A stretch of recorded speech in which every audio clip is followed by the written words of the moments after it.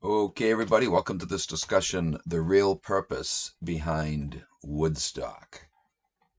The Woodstock Outdoor Music Festival ran from August 15th to the 18th, 1969, and attracted roughly 400,000 people, the better part of 500,000. It was held at the Jew Max Yazger's 600-acre dairy farm, as I mentioned in a previous video, a Jew-owned plot of land in the Catskills near the hamlet of White Lake in the town of Bethel, New York. Bethel in Sullivan County is 43 miles southwest of the town of Woodstock, so it wasn't actually in the town of Woodstock. Anyway, this hippie gathering is widely regarded as a pivotal moment in the popular music business. Rolling Stone magazine listed it as one of the 50 moments that changed the history of rock and roll. The festival is also widely considered to be the definitive nexus for the larger counterculture generation. The event was captured in the Academy Award-winning 1970 documentary movie Woodstock, an accompanying soundtrack album, and Joni Mitchell's song Woodstock, which commemorated the event and became a major hit for Crosby, Stills, Nash and Young. Chances are everyone listening to this video knows somebody or knows somebody who knows somebody or is related to somebody, or related to somebody who's related to somebody that was at Woodstock. It was a major event. And, for the most part, there were a lot of pleasant memories that came out of it. But there was, as always, especially when you see the Jew hand involved, always a hidden agenda, which we'll be getting into. It had quite the interesting lineup, though. A lot of big names in the music industry. The opening night, Friday, August 15th, featured Richie Havens. He played 9 songs. Sweetwater, they played 8 songs. Burt Summer, he played 10 songs. Jim Hardin, he played a couple songs. Ravi Shankar played 3 songs. Let's see. There was Arlo Guthrie, Joan Baez. Day 2 featured Quill. Quill played 4 songs. Country Joe McDonald contributed 5 songs. John B. Sebastian, 5 songs. On and on. I could go through the whole list here. Of course, Santana was there. What are some other big names? Some of these, a lot of you probably never heard of. I haven't heard of some of these. Canned Heat was pretty big, but I'm not too familiar with them. Grateful Dead, of course. Who hasn't heard of them? Leslie West and Mountain. Creedence Clearwater Revival, of course, was very big. Janis Joplin, whom they murdered. Talk about that sometime. Let's see. Oh, The Who played. I forgot about that. Yeah, The Who. Big name. Jefferson Airplane, later called Jefferson Starship. Joe Cocker. Wow, what a big name. He was quite the bluesy singer, man. Country Joe and the Fish, that I'm not too familiar with. 10 years after. Let's see. Johnny Winter, he was big. So, it was quite an assembly.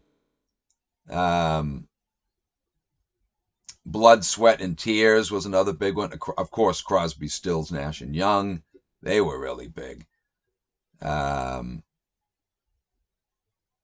Let's see. On day 4 was Paul Butterfield Blues Band. They played 5 songs. Sha Na Na, remember them? They actually had a TV series years ago, back in the 70s. I remember watching that as a kid. They were a 50s type band. Jimi Hendrix, of course, played. They murdered him, too. He played 16 songs. So on it goes. You know, all the big names. It was quite the event, but little did the people know that behind the scenes there was a sinister Jew agenda. Gregory Bateson, one of the most colorful characters of the hippie era, as well as a major fan of Aldous Huxley, as it turns out. Initially, he had worked as an anthropologist for the OSS, the predecessor of the CIA, right? The Office of Strategic Services. And he later became director of an hallucinogenic drug experiment clinic at the Palo Alto Veterans Administration Hospital in California. Imagine that. He oversaw an hallucinogenic drug experimental program conducted at a veterans goddamn clinic. Yeah. He was basically another Timothy Leary, whose aim was to turn the youth of the country at the time, the heart of the Vietnam War era, onto drugs, and thus neutralize or else misdirect their war protest aims. Anyway, foremost among his Palo Alto clinic recruits was Ken Kesey. In 1959, Bateson administered the first dose of LSD to Kesey, and by 1962, Kesey had completed a novel, One Flew Over the Cuckoo's Nest, later made, of course, into a popular film starring Jack Nicholson.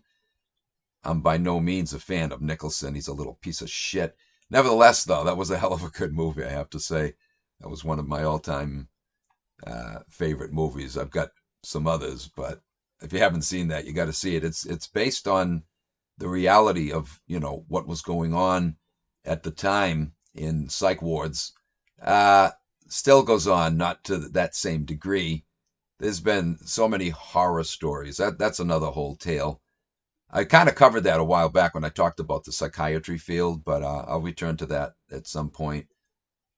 Unbelievable corruption. Anyway, Kesey subsequently organized a circle of LSD initiates called the Merry Pranksters. This goofy band toured the U.S., spreading LSD and its accompanying dead-end counterculture of mindlessness. It was a total CIA operation, right? By 1967, this Kesey-led cult had handed out such huge quantities of LSD that a sizable drug population of flower children had emerged across the country, all because of his efforts. Centered in the Haight-Ashbury district of San Francisco. All of this, guys, all of it was goddamn CIA orchestrated. It was right there in San Francisco that Bateson had set up a free clinic staffed by Dr. David Smith, who later became a medical advisor for the National Organization for the Reform of Marijuana Laws. But what does all this have to do with Woodstock? Well, we'll get to that in a moment. But first, let's look at some background info about Woodstock itself. which has also been called the Aquarian Festival. One of the main orchestrators of Woodstock was a Jew named Artie Kornfeld, the director of Capitol Records, which was owned by EMI, Electrical Music Industries. This company was one of Britain's largest producers of military electronics, interestingly enough, and thus an important military contractor to the British War Office. Interesting connections. David McGowan was big on making such connections in the music industry across the board in books like, I forget the exact title now, but he wrote a book on the Laurel Canyon scene, Strange Happenings, I think it's called, in Laurel Canyon. I'm going to be talking about that book. I put some notes together based around, his research. And yeah, not only the CIA, but the military heavily involved because, of course, that was the Vietnam War era, right? So they wanted to neutralize all the protests. The peace movement was coming from the hippie movement, the rock and roll movement, right? So they wanted to neutralize that. They infiltrated it heavily, both the military and the CIA, which cooperated all the time in U.S. Cold War interventions, right? The CIA and the military worked in tandem, in foreign affairs and in domestic affairs as well. And the rock music business was one of the avenues that they heavily had infiltrated and sabotaged from within. Anyway, this company, EMI,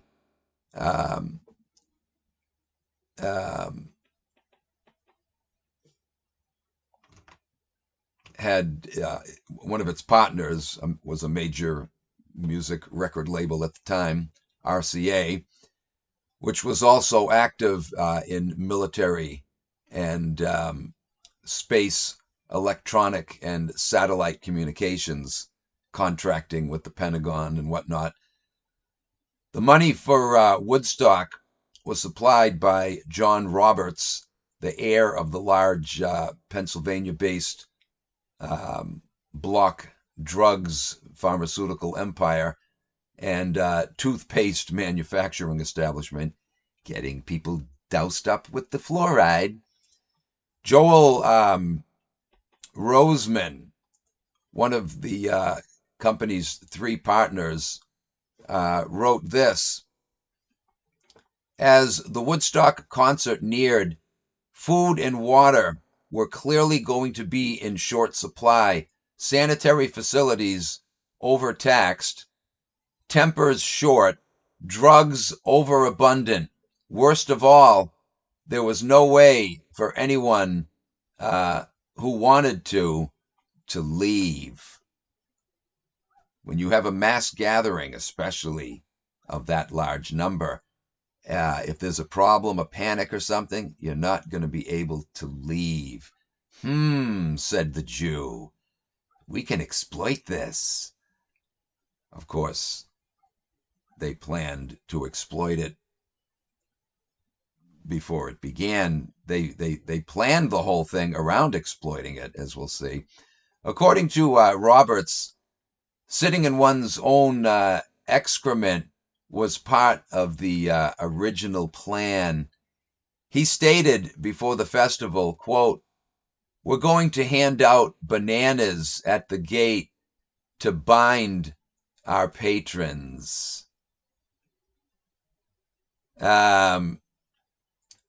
Security for the concert was provided by a hippie commune called the Hog Farm, which was trained in the mass distribution of LSD. Again, look at the CIA's fingerprints across the board. Little did these people know, they're just going there to hear their favorite bands or favorite performers, musicians, play and, get high, have a good time. Little did they know there was this sinister plot afoot behind the scenes. Anyway, Roberts wrote of this group that was hired, Hog Farm, again, CIA connected. Here's what he wrote about them later. He said, their fee was simply transportation to and from the festival. A peacekeeping force that looked, talked, and smelled like the crowd would be both highly credible and highly effective. Listen to this, the little sleazy bastard. And most important, he said, they were wise in the ways of drugs, knowing good acid from bad, good trips from bummers, good medicine from poison, etc. They selected them for that reason, right? Yeah, they'll blend right in. No one will ever suspect that there's something else afoot. But now back to tying in Ken Kesey, or Kesey, with all of this. The security group, Hog Farm, as it turns out, was none other than the Kesey Merry pranksters that I mentioned earlier. No wonder they knew so much about drugs, particularly LSD, which was a CIA creation, right? So doesn't this tell us what Woodstock was really all about? It was an intelligence operation, just like the Jim Jones cult, which I talked about a while back. By the way, I've had people ask me, hey, have you done a show on this? Have you done a show on that? If you go to the homepage of any of my channels and you click on content, click the content button, and then over to the right, there's a little search bar. If you just type keywords into that search bar, it'll search the whole channel for any title that has that word in it. So, that's how you can find stuff. Otherwise, it won't work. The main search engine for Odyssey is absolutely useless. It's total shadow banning. You won't find anything that way. It's by design. But you can and will find stuff of mine, or any other channel for that matter, that you search using the content button on the homepage. And then, clicking the content button, and then use that search bar that comes up after clicking content. Then you can find, any topic specific video that you're looking for. Anyway. So we've already seen how Timothy Leary and the whole hippie movement in general was clearly designed to turn youth on to the drug scene, right? Timothy Leary's phrase, his little catchphrase was, what was it? Turn on, tune in, and drop out. Unbelievable. Turn on to drugs, tune into the radio, and drop out of school. Become just a frickin'. That's what they wanted, guys. That's what they wanted. You could be more easily suckered into, doing what you're told. Go fight the wars, keep your mouth shut, just stay high all the time, whatever. We don't care. And to make you, complacent, right? Just be in a drug-induced stupor 24/7. You won't be an aggressive war protester that way. That's what this was all about. And so, unbeknownst to the attendees at the Woodstock Festival, it was a big experiment, big CIA mind control experiment. Woodstock was certainly all about these issues, but it also appears to have been a grand experiment in mind control, mass mind control. The CIA wanted to see how a massive amount of people could be directed through the herd mentality, coupled with the effects of mind-altering drugs, handing out LSD all over the place, right? Thus, just 2 days before the start of the festival, as 50,000 kids had already arrived in Woodstock, drugs immediately began to circulate. For the next several days, the nearly 500,000 young people that had arrived were subjected to continual drugs and, of course, rock music.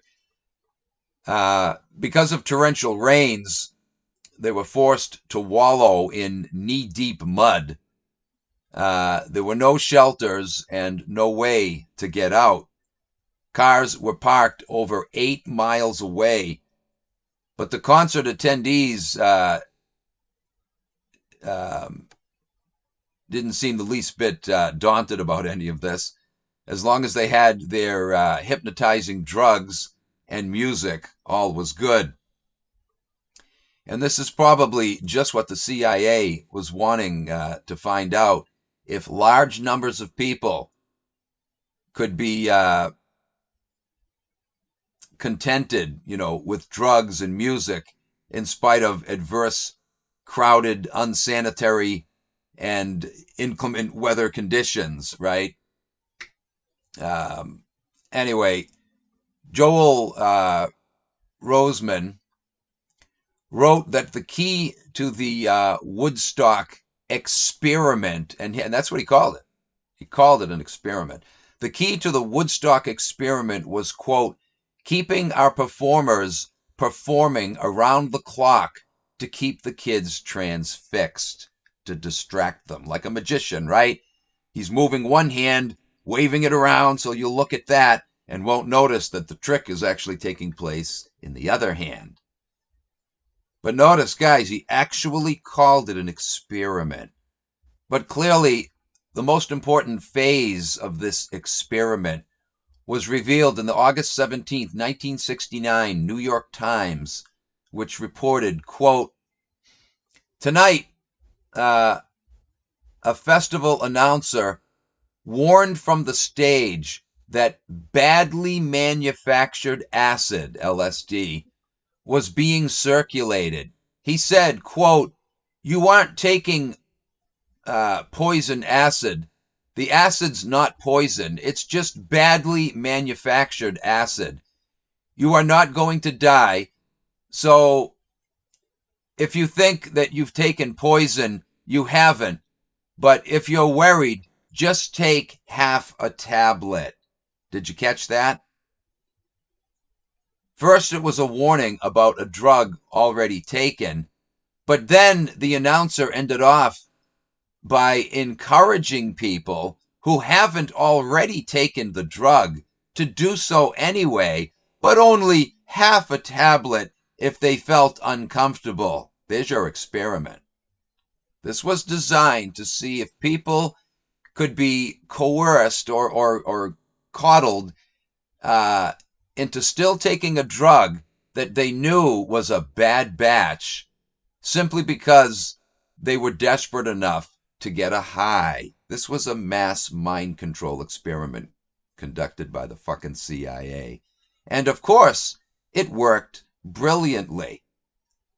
And who gave this announcement? None other than the MK Ultra agent Wavy Gravy, or Hugh Romney. So, was this experiment a success? Oh, yes. Most of the attendees of Woodstock became or remained dopeheads. Many were or became dropouts, and almost all had adopted a very loose sexual lifestyle, part of the sexual revolution, right? To break down moral standards, ultimately break down the family, right? It was a total success by turning all of these people onto drugs and then have them, I mean, some of them already were, right? But this magnified it. It made it more inviting, more acceptable, more pleasant, this is a fun thing to do. And then when they disseminated, having come from all over the country, they would bring that drug and that drug craving with them and be turning all their friends onto it. It was a whopping success. I remember a lot of the people in the town that I grew up in, quite a few of them went to Woodstock. And my town became, it was actually featured on the Johnny Carson show a year later in 1970. Sad that my town made it on the map, but yeah, it was rated at that time in 1970 as the third highest per capita drug-infested town or city in the country. It was third only to Los Angeles and New York City. It was number 3 per capita, having the most drugs ratio-wise for the population. Anyway. So,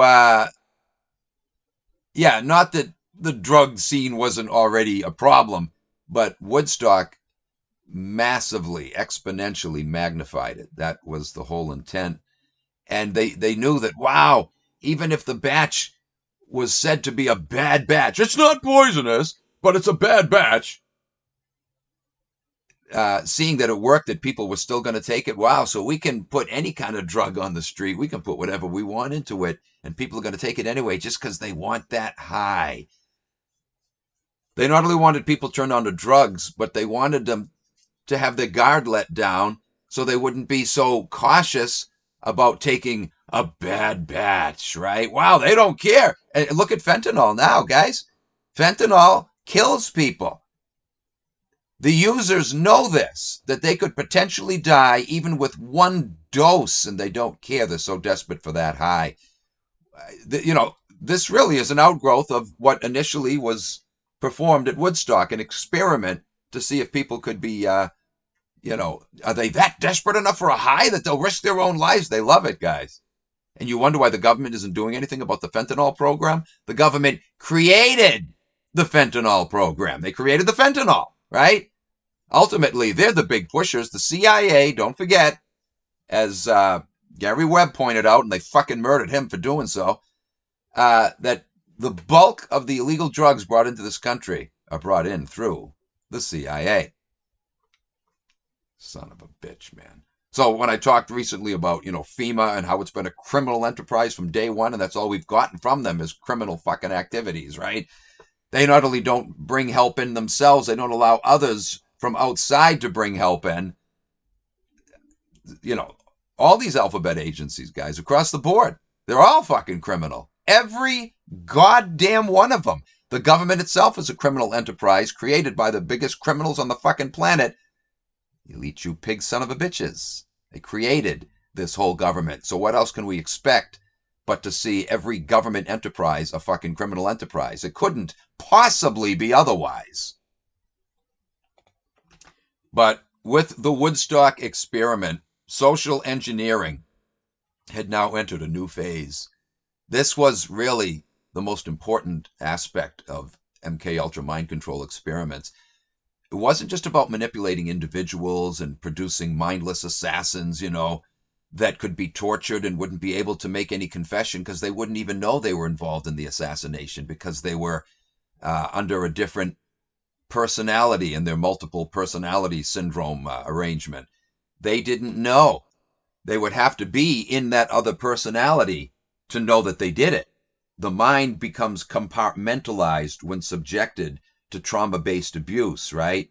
And so the mind, to protect itself, will compartmentalize those memories in a totally different part of the brain that's not even accessible to you when you're under your regular personality. It's only when you're under your alter personality, your alternate, schizophrenic, trauma-based abuse-produced personality that you can recall those memories. Oh, they've known this. They knew this since ancient times, actually. The CIA was just bringing it more into the fore and updating it with more advanced technologies that were being developed, integrating it with something they already knew. The Hashashin knew about this back in the Middle Ages, right? Another Jew creation. I talked about them a while back. They knew about the introduction of hallucinogenic drugs and, the use of torture and how that could instill multiple personality syndrome. Oh, they were doing this a long time ago. But the CIA was more interested in mass mind control. And that's what Woodstock was all about. Can we manipulate masses of people all at once the same way we've been doing in the lab with just 1 or 2 or 3? Can we do it through the use of, hypnosis, drug-induced stupors? And this proved to be a whopping success. It was now known with absolute certainty that great swelling masses of people could definitely be more easily influenced and outright controlled, especially when drugs were introduced into the mix. And then later, the Jim Jones thing. How can we apply this with religion now? Can religion also be used? Just like drugs, can religion also be used? And so there was Jim Jones and his team using drugs that the CIA had already been using in things like this earlier on. They were using the same type of drugs. They even had some CIA workers. Jim Jones himself was a CIA operative. Um, anyway, that proved to be a whopping success. Religion, they discovered, is even more effective than rock music, you know. But of course, they used a lot of rock beat music in his ceremonies, which is why, you know, the what do you call it? The charismatic movement became so big in Christianity. Charismatic meaning, yeah, filled with life and, you know, excitement, and the music is and ever has been a very important part of the charismatic movement, right? You think it's by chance that churches in the charismatic movement introduced a full band, including drums? You know, it used to be that hymns were soft toned and you just had an organ playing. A lot of people saw this as heresy in the Christian world, you know, that drums are being brought in, right? But they know that's highly effective to influence. You know, the drum beat affects the heartbeat, it affects the nervous system. It can be done in a positive way, but it can be done in a negative way.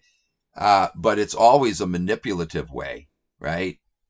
And when they want to manipulate you, of course they're going to bring that in. They want to affect your pulse. They want to affect your nervous system, your heart rate. And so the charismatic movement really was an outgrowth of fucking MK Ultra guys. Absolutely. Abso-fucking-lutely. And that's why churches are the biggest employers of NLP, neuro-linguistic programming, which is another direct outgrowth of MK Ultra. It's all about fucking mind control. So it's not enough that the Bible is a mind fuckery, right? That they're messing with people's heads and screwing them up and getting their thinking all twisted and contorted. But that influence is magnified, massively accentuated when you add in all the hype of the music, the live band playing, the minister using gestures and walking back and forth to hypnotize the audience. The influence is massively, exponentially magnified. You don't even need drugs to produce the same effect when you have all of that going on. In fact, the brain itself releases endorphins with that pleasant experience, that emotional high that they induce in you. They may as well drug you because your own mind is drugging you, releasing those endorphins to maximize the influence in the direction they want. Anyway, just a little over 10 years after the Woodstock event, along comes Marilyn Ferguson and her book, The Aquarian Conspiracy. This book was clearly an attempt to manipulate the hippie generation, which was already programmed to operate as a single unit, to rally behind the cause of unity, right? But a unity that would be directed to advance the cause of world government. Not the anti-establishment, peaceful utopia that the hippie generation had actually desired. This book was an attempt to redirect that desire for peace and unity in the wrong direction toward world government, and get them to think that the push for world government was what they always wanted, you know, the hippie generation. Yeah, we want oneness, all together as one, united, and living in peace, you know, to get them to think that the fucking Jew world order was what that was all about. And notice she calls it Aquarian. Yeah, that'll attract that generation, you know, that loved music like songs like, you know, this is the dawning of the age of Aquarius. Yeah, that'll reel them right in. This was designed to do that. But look at what the little bitch was all about. let's take some quotes here, for example, from that book. She said, a leaderless but powerful network is working to bring about a leaderless, really? She wanted them to think that. Oh, it wasn't leaderless. Is working to bring about radical change, she said, in the United States. Oh, yeah, radical change, all right. Its members have broken with certain key elements of Western thought, and they may even have broken continuity with history. This network is the Aquarian conspiracy. So she was appealing to the hippie mind here, right? Getting them to think back at the Woodstock thing, the dawning of the age of Aquarius. Yeah, this is it. It's happening, and getting them to think that they were a part of this. Yeah, I was a part of that movement, and, I want to get back into this again. Let's revive this spirit. Misdirecting them to accept the New World Order. She was making it out to look like it's a rebellion against the establishment that you stood up against, 10, 11 years ago. We're breaking from Western thought. But what was really meant by that, unbeknownst to her readers, was breaking away from the Constitution, breaking down your borders, merging us into a world system of government. Yeah, unity, all right. Unity under what? Here's another quote from the little bitch from this same book. Broader than reform, deeper than revolution, this benign conspiracy for a new human agenda has triggered the most rapid cultural realignment in history. Rapid cultural realignment. Yeah, by destroying everybody's fucking culture and merge them all together in this soup where everybody loses their identity. Everything gets blended and lost in the shuffle. She said the great shuddering, irrevocable shift that is overtaking us is not a new political, religious, or philosophical system. It is a new mind, the ascendance of a startling worldview that gathers into its framework breakthrough science and insights from earliest recorded thought. Holy shit. Breakthrough science? Yeah. To maximize the control and manipulate you in ways that you'll have no idea about. And you'll wind up supporting things that are counter to your interests, but you'll support it because you'll be deceived into thinking that it is in your interest. And by the time you figure out that you've got screwed, it'll be too late. That's really what the little bitch is saying here. Here's another quote. The Aquarian conspirators range across all levels of economic, of income and education, from the humblest to the highest. There are school teachers and office workers, famous scientists, government officials and lawmakers, artists and millionaires, taxi drivers and celebrities, leaders in medicine, education, law, psychology.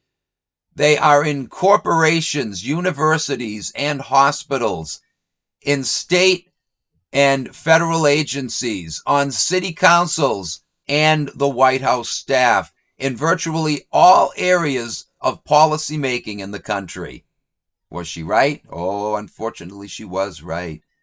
Through Freemasonry, for example, right? Yeah, there are people holding high positions across the board at every level all across the country, she's saying, and they're all working together toward this great goal of advancement for humanity, coming together in peace and unity. She knew this would appeal to the hippie crowd, right? To get them on board with this now, thinking that this is what you always wanted. Remember the good old days, the flower children days back at Woodstock? It's time for you folk now that they're out in the business world with influential positions. She's trying to recruit them, right? to get involved in this. This is a big thing. There's already lots of people on board with this as it is. Join with them. This is the new movement. It's inescapable anyways. You might as well join. All the influential people are in on it, and they're all part of this thing like what you wanted. Another quote from that book. There are legions of conspirators. They are in corporations, universities, and hospitals. She repeats the same point later on in the book. On the faculties of public schools, in factories, and doctors' offices. They have coalesced into small groups in every town and institution. Legions of conspirators. But she's trying to make it out to look like these conspirators are out for the good of humanity. They want the same things you wanted back at Woodstock. Here's another quote. The crises of our time, it becomes increasingly clear, are the necessary impetus for the revolution now underway. She's admitting that crises are being created to bring about world government, right? Which she wants them to think is something great, and you should all participate in helping to push for this. She's admitting the Hegelian dialectic here, that crises are being created. And, since that day, there have been many more, haven't there? Near complete crashes on Wall Street, fucking 9/11, goddamn COVID, right? All of this shit, guys. Crisis is the way to world domination. Anytime from here on out that you hear in the Jew-run media about a crisis, especially if it's big and global in nature, God damn it all, the warning flag needs to go up. You know it's them doing it. And you know it's going to be them manipulating you. Just like all the school shootings. Oh, it's a crisis. Oh, my God. They're doing it. And why? To manipulate you. To get your fucking guns. Every one of them. And I mean every one of them has been a fraud. Doesn't matter if there's actual real shootings or not. In many occasions, there weren't any fucking shootings at all. But there have been some occasions where there actually were shots fired. People did get hit. People did get killed. It's a flip of the coin, right? But it doesn't matter whether they're actual real shootings involved or it's all staged. It doesn't matter. It's all fake in the sense that the fucking government's behind all of this shit, guys. It always has been. Goddamn CIA particularly playing a key role. The FBI coming in to help cover up the fucking trail. They make sure that all the top-notch law enforcement and emergency rescue teams are all their little bitches that are going to go along with the lie and smile for the camera. Oh, and do they ever smile? Even the eyewitnesses, supposed to be civilian eyewitnesses who just saw people get blown away, and there they are smiling on camera. You got it. That's a fucking cue in right there, isn't it? How fake this shit is. Goddamn Robbie Parker. I'll be talking about Sandy Hook as part of that series. That's the biggest fucking bullshit of all right there. That's the one that's gotten the most fanfare, and it's the biggest of all the fucking fake shootings. Totally fucking fake across the board. There he is, the next day after his daughter supposedly got murdered, and he's smiling ear to ear until he looks up and sees the camera is on him. And then immediately he goes into his, my name is Robbie Parker. Goes into his crying routine because he sees the camera is on him. Get the fuck out of here. She goes on to say, once we understand nature's transformative powers, we see that it is our powerful ally, not a force to be feared or subdued. Our pathology is our opportunity. Holy fucking shit. Do you see what the little bitch is saying? We have studied nature carefully in the laboratory and out in the community, observing firsthand. We know how to mass manipulate, and we see this as our opportunity. And that's all they've been doing. And the boob tube has played a big role in that. Mass hysteria, mass fear-inducing fucking false flag operations has been their number one favorite game, guys. It works every goddamn time with the swelling masses. Only a small handful of people ever see through their little fucking scheming. It's really sad. Again and again and again, these bastards continue to get away with it. Motherfucker, man. And now here's Congress telling us a mass casualty event can be expected sometime between now and the election, i.e., October fucking surprise. Funny, though, isn't it, that the public never stops to ask, well, wait a minute, if you son of a bitches know that a mass casualty event is coming, and you're actually planning for continuity of government, realizing it's going to be so severe that the government's going to be disrupted. If you know such a thing is coming, how is it you don't know any specifics to actually fucking stop it? They know it's coming, all right, because they're planning it.